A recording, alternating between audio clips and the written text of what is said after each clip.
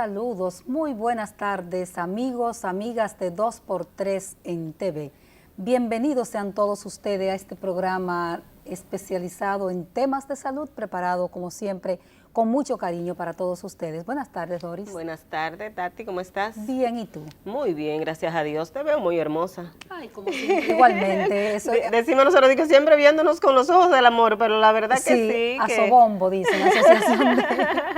una asociación de piropos. Sí, Doris, yo quiero comenzar esta tanda de nosotros de comentarios, felicitándote por una serie de trabajos que has iniciado en el periódico Listín Diario, para el cual trabajas desde hace más de 20 años, que pusieron el punto sobre la llaga, pusieron justamente el punto sobre la diana, como se dice, sobre el comercio denodado en el que se han convertido muchos servicios médicos en la República Dominicana. Gracias, Altagracia. La verdad es que se ha generado muchos comentarios porque médicos, incluso personas que no son médicos, me han comentado y realmente era una verdad que todo el mundo como que sabía, ¿verdad? Pero que no es nada nuevo, mucha gente lo sabe, pero al plasmarse ya en un medio de comunicación, la gente se ha visualizado el tema, o sea, se ha hecho visible y llama mucho la atención porque se trata de ética,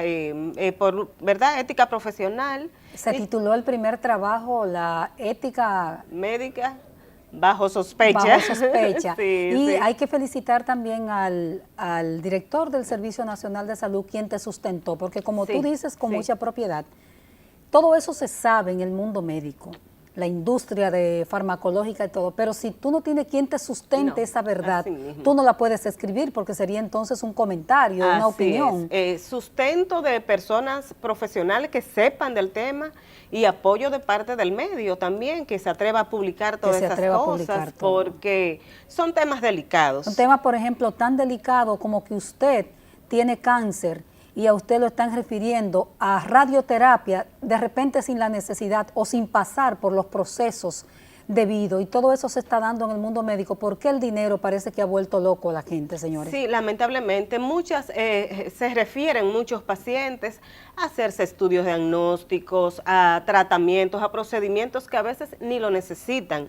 Y como tú decías de la radioterapia, muchos pacientes la necesitan, pero ¿cuál es el rigor? A usted como un médico general, el protocolo que hay, un médico general, un especialista de cualquier área, que en un centro de salud detecta a un paciente con cáncer, su deber es referirlo al oncólogo. El trabajo habla, por ejemplo, que usted lo puede buscar entrando a las páginas digitales, de $1,300, de mucho dinero por referir pacientes. O sea, médico lo que se le está pagando dinero por referimiento, o sea. Y es en muchísimas áreas. En muchas áreas.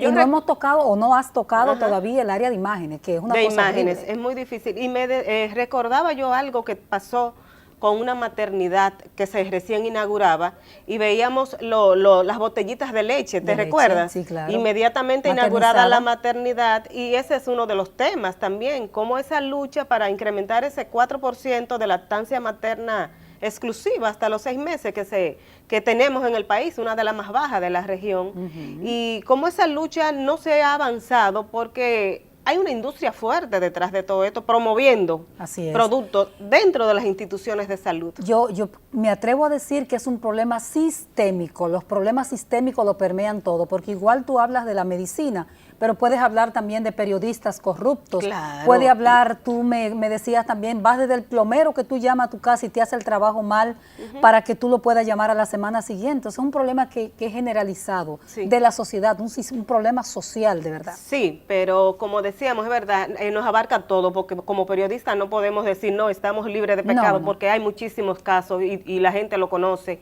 Pero hablamos de salud, se está hablando de la vida de la persona, es poner en juego la vida de un ser humano, entonces es mucho más delicado. Y un tema más positivo, después de felicitarlo por esos trabajos publicados con mucha responsabilidad, es felicitar al Seguro Nacional de Salud, SENASA, que es un hijo de la sociedad dominicana, el Servicio de Salud del Estado, la aseguradora del Estado, que cumplió 15 años. Ya es una adolescente con las caderas anchitas y todo. Así es. Así que felicidades a Chanel, Jeffrey. Sí, a todo ese personal, un grupo de técnicos muy especializado que siempre ha tenido SENASA, ha contado con esa suerte desde la doctora Altagracia Guzmán Marcelino, que fue quien arrancó, ¿verdad? Arrancó, vamos a decirlo así, durante 10 años, se mantuvo ahí, hasta Chanel Rosa, que es que lo dirige, y ellos ahora con este aniversario hablan de cómo ha ido creciendo. Decía el doctor, Chanel no es doctor, decía Chanel Rosa que SENASA está presente en el 60% de los hogares dominicanos, y eso es importante, porque para la gente que no tenía nada, que no dependía de nada, un seguro subsidiado pues les resuelve algo en su salud. Así es. ¿Y qué te parece si no sé si tiene algún otro comentario? No. Si no, nos vamos entonces a unos mensajes y venimos con un invitado. Agosto es el mes de la diabetes. Así es. De manera que vamos a hablar de esta enfermedad, condición que afecta a tantos dominicanos y del problema del sobrepeso y la obesidad. Volvemos con nuestro invitado de lujo de la tarde.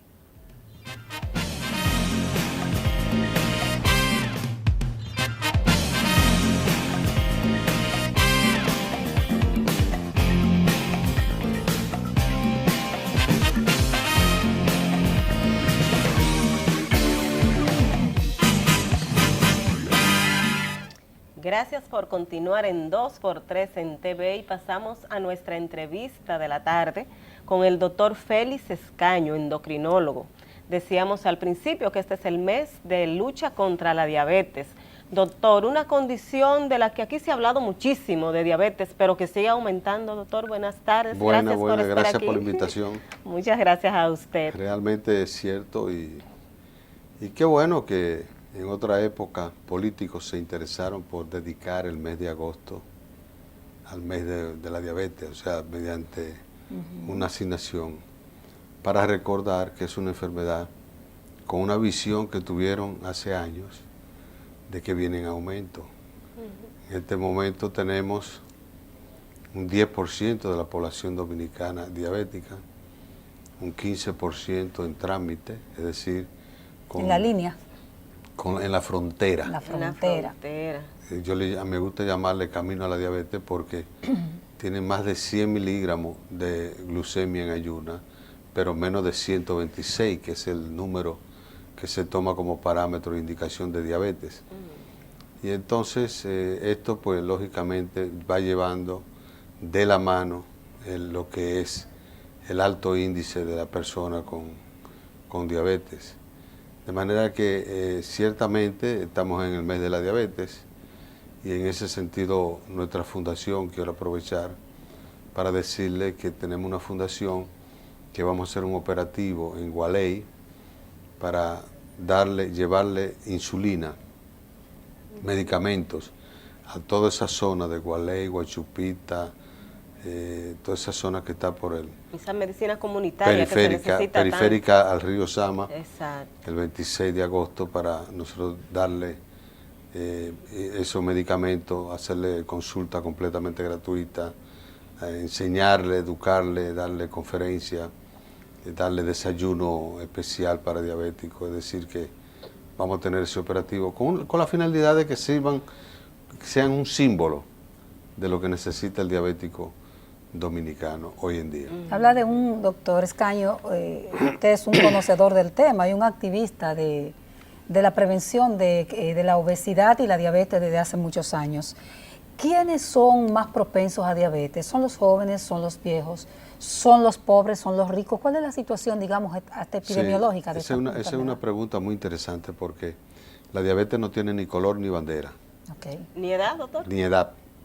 Entonces, todas las personas que tienen más facilidad para desarrollar diabetes son los que tienen antecedentes familiares cercanos de diabetes. Papá, mamá, hermanos, tíos, abuelos. Pero además, todas aquellas mamás que han tenido hijos con más de 9 libras, que hay muchísimos, millones de mujeres que tienen niños de 9 libras o más y no se dan cuenta que son propensas a desarrollar diabetes y que no deben aumentar 1 libra más después del embarazo, porque eso le despierta la diabetes. Todos los que sufren de hipertensión arterial o que tienen problemas fáciles de colesterol o que le aumenten los triglicéridos son propensos a desarrollar diabetes. Además, tener 45 años o más se considera un factor de riesgo de diabetes. Pero lo que más está determinando la diabetes hoy en día es el sobrepeso y la obesidad. ¿Por qué? Porque antes se consideraba que el que estaba en sobrepeso era obeso, tenía una acumulación de grasa, un paquete de grasa que era inerte. Pero hoy los avances científicos han demostrado que no, que ciertamente esa grasa acumulada produce hormonas, produce sustancias que médicamente se conocen como citoquinas, que van a bloquear el trabajo del corazón, el trabajo del páncreas, producen complicaciones cardiovasculares y lógicamente son los que paulatinamente van llevando a la muerte. Entonces hoy se habla de que en el sobrepeso y la obesidad hay un proceso inflamatorio crónico permanente. Esa inflamación entonces bloquea el trabajo de esos órganos vitales y lógicamente deteriora la calidad de vida de la persona. ¿Pero qué es la diabetes, doctor? Entonces la diabetes es una enfermedad que nosotros le llamamos así porque en los años antes de Cristo habían personas que orinaban mucho, a cada momento orinaban y entonces no sabían qué era lo que pasaba. A un médico de la época, Areteo de Capadocia, se le ocurrió decir que esos pacientes orinaban tanto que se le iban hasta los huesos por la orina. Que era como una chorrera tras un sifón, atravesando un sifón. Entonces el término atravesar en castellano quiere decir diavineirum en griego, que era el lenguaje de la época. Y diavineirum, traducido al castellano, quiere decir diabetes. Entonces diabetes es una persona que orina mucho. Ahora, la diabetes tiene un apellido que se llama mellitus. Y es que hubo un médico inglés que determinó que donde esos enfermos que ya se sabía que eran diabéticos, ya tenían el diagnóstico, por lo menos el nombre, no se sabía la causa, pero tenían el nombre. Esas personas que orinaban mucho, donde orinaban se acumulaban hormigas. Sí. Y él decidió saborearlo. Él mismo personalmente, la orina de uno de esos enfermos encontró que era dulce como la miel. De ahí viene que se llame diabetes mellitus, es decir, una orinadera de azúcar, una orinadera dulce, con orina dulce. Entonces, esa es la diabetes que hoy en día está causando estos estragos y que lleva más de 430 millones de ciudadanos. Esa es la gran pandemia, epidemia del siglo. Sí, justamente porque como va asociada modernamente con el asunto del sobrepeso y la obesidad, pues eso en el mundo existen más de 1.600 millones de personas en sobrepeso. Y de esas se consideran que 800 están obesas, que tienen más de 100 libras de exceso de peso. Entonces, lógicamente hay una fuente que está traduciéndose y está incorporándose a esas altas estadísticas de lo que es la diabetes mundial. Doctor, en nuestro país, que se habla de que un 35% de la población, los últimos estudios, no sé si habrá subido, está en sobrepeso, diabética, y usted habla de que casi ya un 25% o es diabético o está en esa línea, en esa frontera. ¿Qué significa, doctor, tener una población tan alta para un sistema de salud? O sea, ¿qué presión hacen este tipo de pacientes a un sistema de salud? ¿Y cuál es la importancia de la prevención en este caso? Realmente nosotros tenemos que enfocar como país con recursos muy limitados en salud. Tenemos que enfocar el proyecto de prevención, que es lo más importante en estos casos. En este momento yo le puedo asegurar que un médico general quizás tenga la mayor confusión para el manejo del diabético en sí, ya el diabético diagnosticado. Porque son tantas las medicinas que han salido, modernas, que difícilmente pueda tomar la que realmente sea justa. En ese sentido hay que orientar a la población médica en cuanto a la diabetes y qué moléculas han surgido y cuál es el mejor tratamiento y cómo insistir en el control del diabético. Pero además de eso, hay que educar a la población, pero tenemos que educar a la población infantil. Empezar por ahí. El trabajo va ahí. El trabajo va ahí. Nosotros recientemente concluimos nuestra presidencia de la Asociación Latinoamericana de Diabetes. Durante 3 años estuvimos manejando esa institución, ALAD, y en ALAD establecimos un programa que fue insertado en México. México es el país latinoamericano que tiene más niños con diabetes tipo 1 y tipo 2.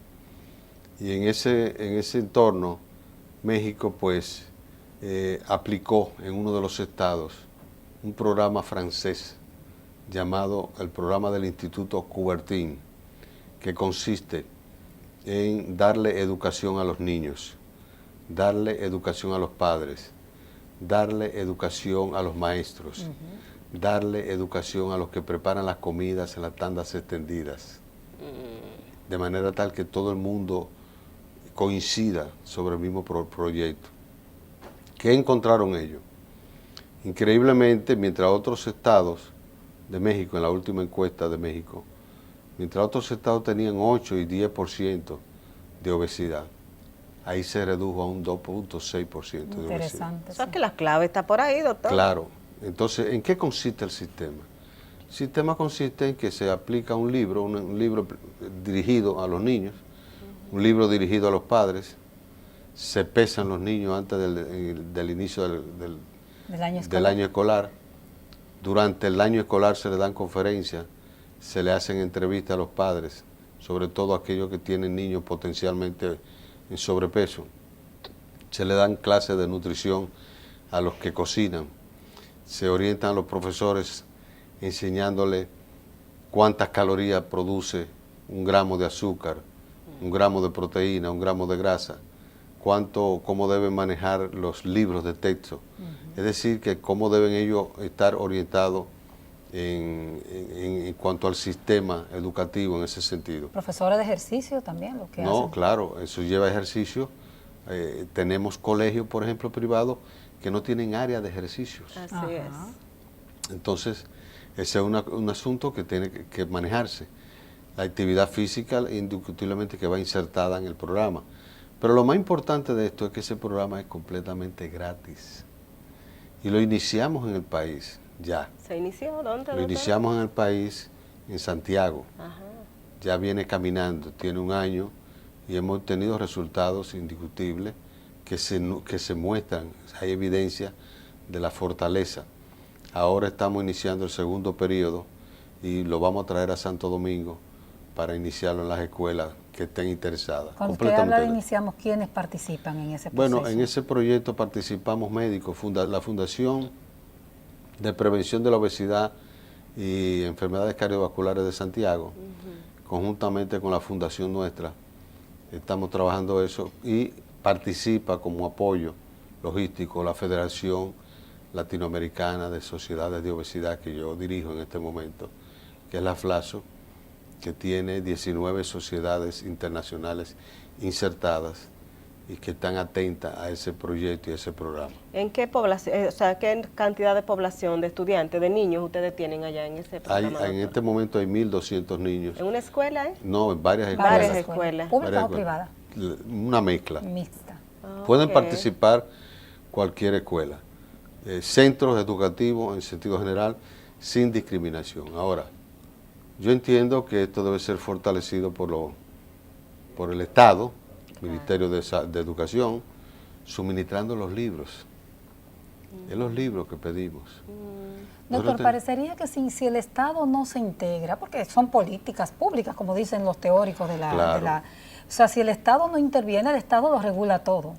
Es difícil que ningún proyecto pueda avanzar sin la incorporación del Estado. Como comentario. Y como pregunta, doctor, parecería que la alimentación nuestra es sobresaturada de grasas, sal y azúcares y todo carbohidratos eso. Y todo ¿Cómo eso. se relaciona todo este mundo nuestro, nuestras comidas? Por lo menos de sabor es muy buena, pero para el incremento de la diabetes y la obesidad, o de la obesidad y la diabetes, tal vez la obesidad primero, ¿cómo se relacionan estos temas? Bueno, justamente la reacción biológica, en eso es que confiamos y que estudiamos los médicos. Por eso es que nos guiamos. La reacción biológica que producen los nutrientes. Hay 3 tipos de nutrientes que necesariamente debemos ingerir todos los días, en cantidades determinadas, que son las proteínas, las grasas y los carbohidratos o azúcares. De esos 3 ingredientes, las proteínas y los carbohidratos, cada vez que ingerimos 1 gramo de uno de esos ingredientes, el cuerpo fabrica 5 a 4 calorías. Por cada uno. Por cada uno. Gramo. Y por 1 gramo de aceite, pues consume el doble, 9 calorías, se producen 9 calorías. Para que tenga una idea, una cucharadita de café tiene 5 gramos. Imagínese. Una cucharita de café, con no azúcar, rebozada. Un café con azúcar o café. No rebozada, sino en término medio, ¿de acuerdo? Sí. Esos 5 gramos, cuando ustedes se lo toman, le echen una cucharadita de azúcar o 2 a su café, usted está consumiendo 10 gramos de carbohidratos o de azúcar, que el cuerpo lo transforma en 40 calorías. En esas 2 cucharaditas. Es decir que... ¿Cuántas necesitamos, perdón? No, nosotros necesitamos un paquete que va todo envuelto en 1.500, 1.200 calorías, dependiendo completo, de el paquete. El paquete para el día. Pero que eso se consigue en nada, porque si en una cucharadita de café ya claro, estamos si con tú vas a una 40 oficina, calorías. si tú vas donde una compañera, donde una amiga, y te brinda, una comadre y te brinda café y ya viene azucarado por la empleada, pues ya no hay otro recurso. De manera tal que esa es la situación. Nosotros necesitamos proteína, grasa y carbohidratos, y en base a la respuesta biológica que produce cuando esos ingredientes entran al cuerpo, que el cuerpo comienza a fabricar hormonas para desbaratarlo, para decir usted se va para la materia fecal, usted se va para el corazón, usted se va para aquí. Usted va por aquí, es decir, a distribuirlo en las diferentes vías, usted va para el cerebro. Hay que saber, por ejemplo, que el azúcar para entrar a los músculos necesita insulina, pero el principal estimulante de la fábrica de insulina es el azúcar. Doctor, seguimos ahora con ese tema que no lo podemos descontinuar. Vámonos a unos comerciales y volvemos con el doctor Félix Escaño.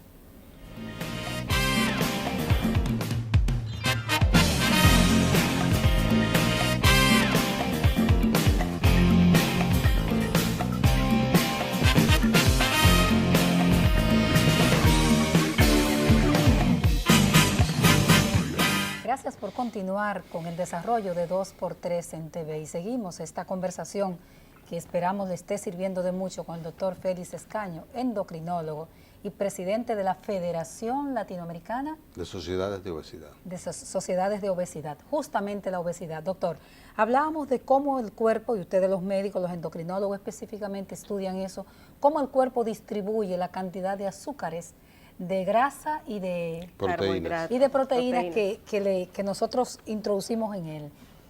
¿Cómo? Siga con el tema, doctor. No, realmente lo que quiero decirle es que, por ejemplo, cuando nosotros comemos, ¿para qué comemos? Nosotros comemos para que el corazón dé latidos, para que la sangre circule en las arterias y venas, para que funcione el cerebro. Esa comida se ha cuantificado. Ya se sabe que aportan cierta cantidad de gramos de esos ingredientes y que el proceso interno del metabolismo lo convierte en calorías o en energía para que los órganos funcionen y todo mantengamos esa dinámica. Cuando una persona no come, pues pierde peso. Y cuando pierde peso, pues lo hace a base de la reserva que tiene. Quiere decir que el cuerpo debe mantener un nivel de aceptación diaria de energía que aunque usted no se la dé, él la busca de la reserva que tiene cuando hay deficiencia. ¿Y eso es bueno o es malo? Eso es malo cuando se trata de una enfermedad. Las personas que tienen, por ejemplo, una enfermedad tipo cáncer, que produce una caquexia, como llamamos los médicos, es porque buscan mucha fuente energética, aparte de que esas personas tienen dificultad para ingerir alimentos muchas veces. Tienen déficit en la nutrición. Entonces no tienen nutrientes, pero el corazón sigue dando latido. El corazón necesita sus 1.000 calorías, sus 1.000 megavatios de energía, digamos, la necesita. Si no se la dan, él la busca. Él la va a buscar donde sea. Busca las reservas. Busca las reservas, entonces ahí se pierde peso y se nota cómo va deteriorándose el cuerpo. Entonces, así es que funciona el organismo. O sea que necesita ingerir alimentos, lo que no necesitamos una ingesta diaria estándar. Exacto. ¿De azúcar, por ejemplo? No, y de carbohidratos, de proteína y de grasa. Todos los días, estándar. El que hace, por ejemplo, una dieta a base de fruta, ¿qué está ingiriendo? Carbohidratos. Está mal, porque no está ingiriendo grasa ni proteínas. Pero usted sabe que el dominicano hace eso y dice, no, yo estoy solo a frutas. El claro, dominicano hace eso. Pero entonces cuando se ponen a dieta fruta, los 2 primeros días bajan 4 libras, al tercer día recuperan una, al cuarto día recuperan otra. Y ahí van subiendo. Cuando termina la semana, es probable que tengan 1 libra de más, de la que comenzaron la semana. Entonces, una persona que se sacrifique comiendo nada más carbohidratos de la fruta, porque déjeme decirle que todo lo que nosotros comemos se convierte dentro del cuerpo en carbohidratos. Todo. Lo ideal es esa balanza, doctor. Balancear la comida. Entonces, todo lo que consumimos se convierte en carbohidratos. Los panes, los cereales, los arroces, las carnes, el churrasco, el pescado. Los chicharrones. No, la grasa. Las grasas. Lo que tiene grasa, mantequilla, margarina y aceite no se convierten en azúcar.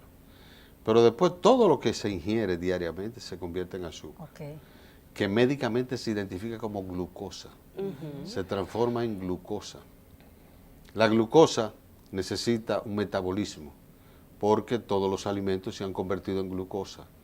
Esa glucosa va al páncreas, le da un corrientazo, el páncreas fabrica insulina y en 2 horas la insulina del páncreas organiza y distribuye esos alimentos, esa glucosa que han producido esos alimentos, la distribuye para que se depositen en el músculo, para que se vayan a darle energía al corazón, al cerebro, a todos los órganos, y así funcionamos. Para que funcione el cuerpo humano. Para que funcione el cuerpo humano. Entonces, por ejemplo, en el diabético, ¿qué pasa? Que cuando come los cereales, el arrocito, los víveres, cuando come, se convierte en glucosa. En los diabéticos. Le sube el azúcar. Eso va al páncreas a buscar ayuda, pero el páncreas no le funciona. No produce insulina como una persona normal. Al no producir insulina ya tenemos mucha glucosa en la sangre, entonces le hacemos el análisis y ahí le sale el azúcar alta. Y dice que fue el arroz. Bueno, lo que pasa es que el arroz, modernamente, pueden consumirlo los diabéticos, pero en cantidades determinadas. El problema son las cantidades. De la cantidad ya, porque él debe entender que tiene un órgano que le falla, que no ayuda a controlar lo que consume. Entonces cuando el páncreas falla, como en los diabéticos, se acumula mucho azúcar porque no se digiere y el azúcar sale alta. Pero entonces, pero en materia, por ejemplo, de este problema de obesidad y lo que implica la diabetes y todo eso, ¿cómo es nuestra dieta? La dieta del dominicano, ¿cómo lo han evaluado ustedes? Nuestro arroz, nuestra habichuela, nuestros chicharrones, nuestra carne de cerdo. Por ejemplo, ¿cómo trabaja eso en nosotros? Bueno, nosotros entendemos que la dieta del dominicano es muy hipercalórica. Muy cargada. Muy cargada, no de grasa solamente, sino de todos los ingredientes. Fíjense que, por ejemplo, nosotros tenemos nuestra propia comida rápida, chatarra, que la vemos en las construcciones. ¿Qué hacen cuando están construyendo, que hay unos cuantos obreros ahí? Que le llevan espagueti, salchichón salami, huevo frito, un sartén ahí, le hacen un desayuno a base de víveres, y entonces esos son obreros que están en actividad y que están consumiendo mucha energía, y necesitan la energía de los alimentos.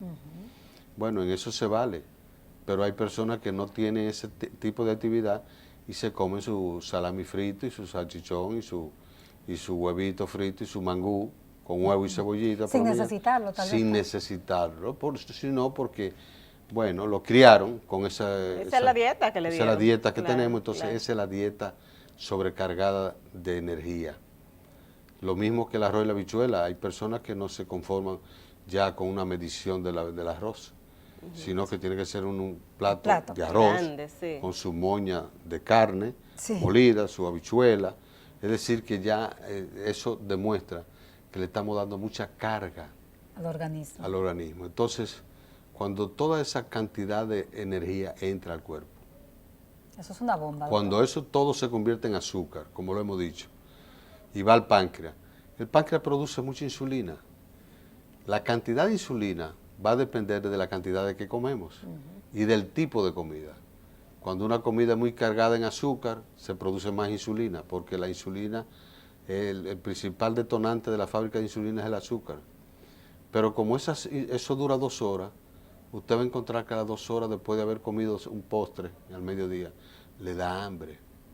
Y usted lo que busca es un dulcito en la tarde, o un heladito, algo dulce, y de nuevo desencadena el mismo mecanismo. Estimula mucho el páncreas produce mucha insulina, y a las 6 o 7 de la noche ya usted está buscando... O sea que es forzado, doctor, que estamos llevando al páncreas. Sí, claro, eso es un proceso. Por eso cuando nosotros le hacemos la historia clínica a los pacientes, encontramos que desayuna un chocolate con pan, pero el chocolate con azúcar. Claro. A las 10 de la mañana, si son empleados públicos, vaso de jugo. No, van a buscar un pastelito, una gaseosa, y si aparece un jugo, pues un jugo. Exacto. Pero el jugo tiene azúcar, entonces a las 12 del día ya tienen un hambre voraz, tienen que salir de la oficina a comer algo. Entonces arroz, comen, su habichuela. Lo que sea, pero además le agregan el postre. A las 4 de la tarde cuando salen, es a buscar algo que comer. Y entonces a las 7 de la noche, por el jueguito de las 2 horas, por eso es que nosotros cuando queremos probar cómo funciona el páncreas, le mandamos a hacer el análisis en ayuna y a las 2 horas, que es la prueba de tolerancia a la glucosa. Doctor, y yo no sé si usted ha visto que a propósito de la sobreabundancia de aguacate, hay gente que come con 2 aguacates también, aunque el aguacate sea bueno. ¿El aguacate es bueno o es malo, doctor? El aguacate tiene aceite de oliva. Sí, y se ha podido ver... Comen 2. Sí, pero se han hecho investigaciones inclusive que consumir aguacate baja el colesterol. Por el contenido del tipo de ácido graso que contiene. Eso es muy bueno. Yo como mucho aguacate también, y todo el mundo come aguacate porque lubrica de alguna manera. Es un lubricante, se convierte. Es un lubricante del sabor de los alimentos y ayuda a que cuando se va al bolus que nosotros masticamos, se vaya más suave, entre más suave al estómago. Entonces, el aguacate es digamos, un alimento que es favorable en estos momentos. Y se puede consumir. No ayuda a... Bueno, ayuda dependiendo de la cantidad. Acuérdense que el aguacate cuando está muy maduro lo usamos como comida de puerco, como decimos en Cibao. Sí, en el Cibao se lo echaban a los puercos. Y entonces también el mango. ¿Usted no ha visto que el mango también se le echa a los... Sí. Y los cibaeños dicen comida de puerco. Decimos, sí. Entonces, nosotros los cibaeños. Sí. Ok, doctor, con los niños hay mucha preocupación.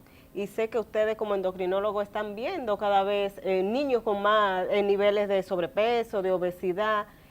Cada día los muchachitos están más metidos en los videojuegos, hacen menos ejercicio.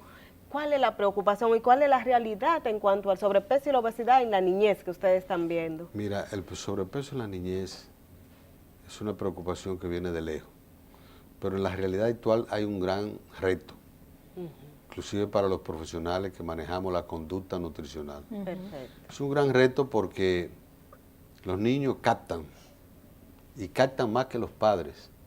Uno le dice a un niño, mire, usted se va a comer esa tostadita al mediodía con una lonjita de queso, porque en la noche se va a comer un taco o una pizza, y lo entienden, y lo aceptan y cumplen con ese menú, y pierden peso, comiéndose su comida rápida sin desapartarlo, porque ahora nosotros tenemos que luchar con los niños en su hábitat.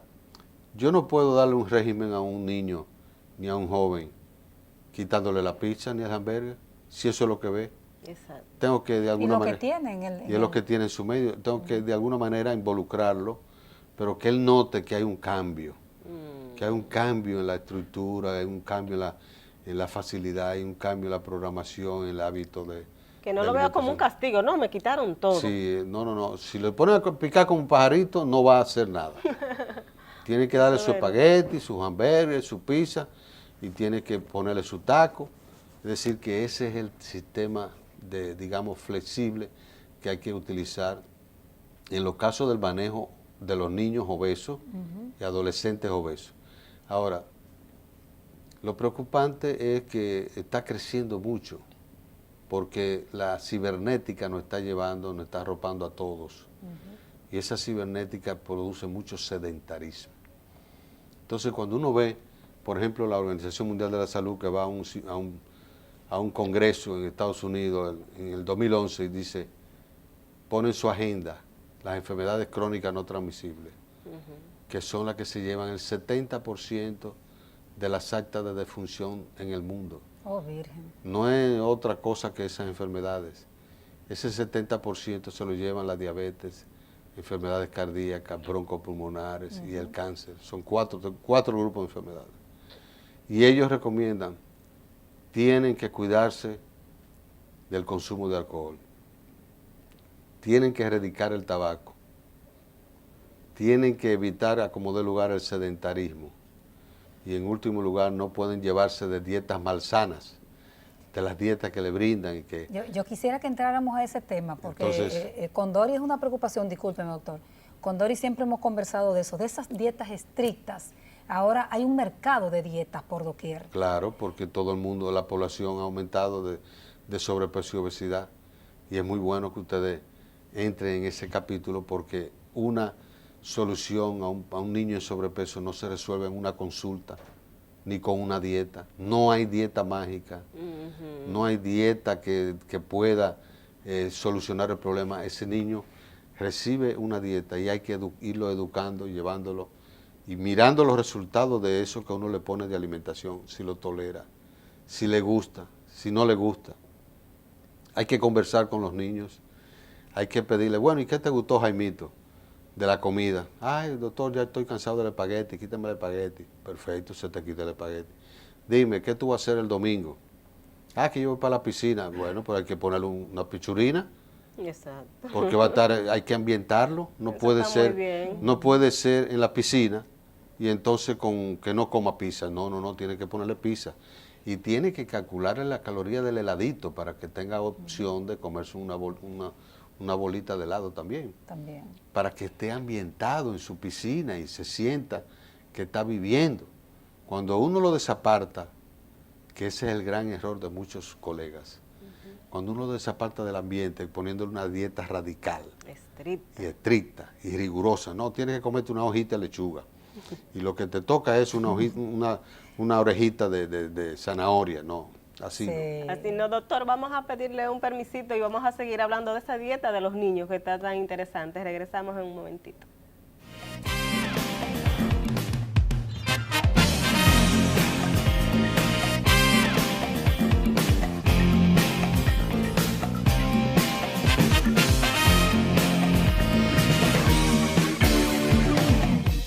Seguimos hablando de régimen alimenticio con el endocrinólogo Félix Escaño. Doctor, hablábamos de esa dieta de los niños, de esas dietas rigurosas que algunos especialistas o algunos médicos quieren inducir al niño. Usted dice que hay que ser flexible en eso. ¿Qué es lo ideal para el manejo de los niños? Lo ideal es primero que el niño reciba un soporte, el adolescente, un soporte psicoemocional, conjuntamente con la alimentación. O sea que es integral, doctor, todo ese manejo. Sí, tiene que ser un equipo.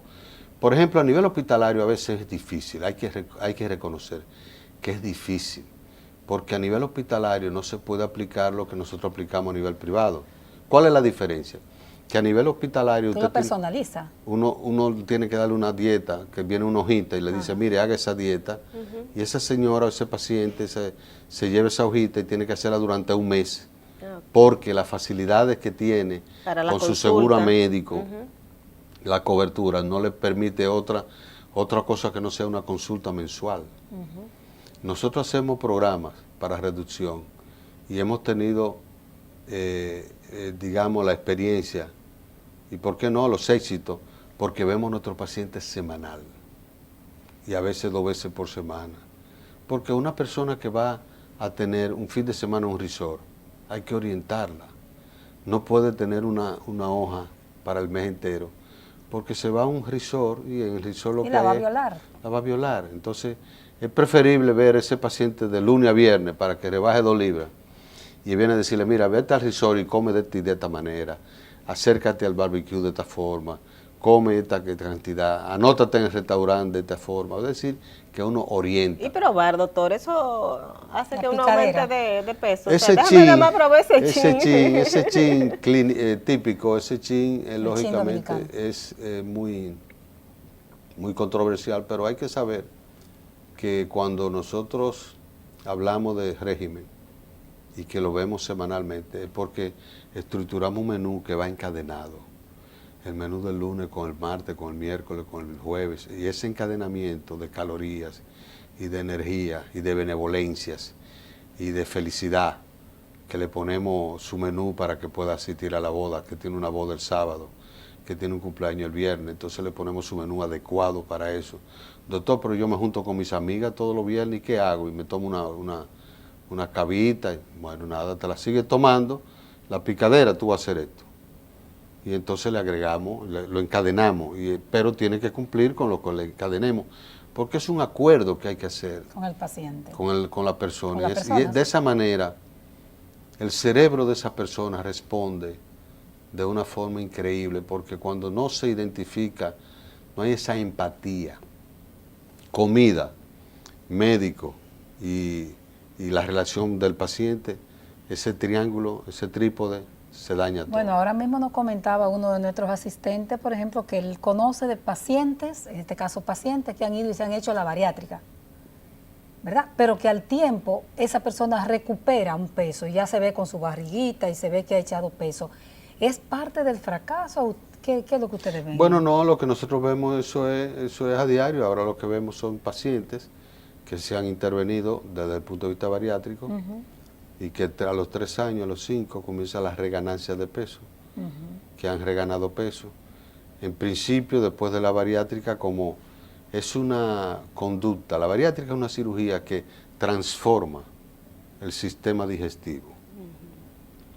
Al cortarle parte del estómago, en algunos casos, al tener una estructura diferente a nivel intestinal, también se dislocan las hormonas que inducen al aumento del apetito. Nosotros tenemos una hormona en el estómago que se llama grelina, por ejemplo, que induce el apetito, te da hambre. Tan pronto le cae algo al estómago, se excita esa hormona y te da más hambre. Entonces esa hormona se elimina parcialmente cuando se hace la cirugía. Entonces se estructura un nuevo patrón, digamos, hormonal, interno, biológico, con la cirugía bariátrica, de tal punto que en los primeros meses, si usted consume más de una tacita de caldo, podría hasta provocarle náusea y vómito, porque hay una restricción. Es un asunto mecánico, donde a través de la cirugía se le aplica a usted una alteración mecánica para que deje de consumir volúmenes grandes. Eso, lógicamente, hace el efecto que hablamos al principio del programa. Cuando una persona tiene cáncer, por ejemplo, que no puede, no le da deseo de comer, o tiene fiebre o una amigdalitis. Está enfermo. Que está enfermo, no tiene deseo de comer. ¿Cómo el corazón sigue dando latido? Bueno, lo saca de la reserva. Y entonces, eso pasa con la cirugía bariátrica. Al no tener una ingesta calórica adecuada, el corazón sigue dando latido y hay que buscar de la reserva y ahí pierde peso. Pero no se ilustra la parte mental, la parte emocional. Es un trabajo paralelo. Es un trabajo paralelo donde hay que demostrarle y ayudar y asistir a ese paciente de que va a tener un cambio brusco, que va a dejar de usar pastillas para la presión, que va a dejar de usar pastillas para el azúcar o insulina. Muchos pacientes, dependiendo, ya son diabéticos, que tienen, los diabéticos menos de 10 años operados, pues tienen muy buenos resultados. Eso porque abandonan hasta el tratamiento.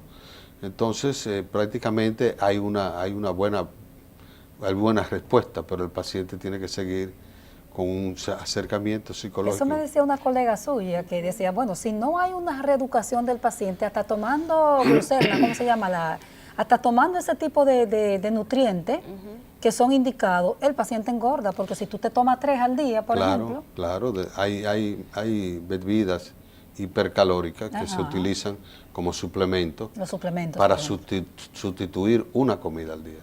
Pero hay personas que la utilizan como coadyuvante. Sí.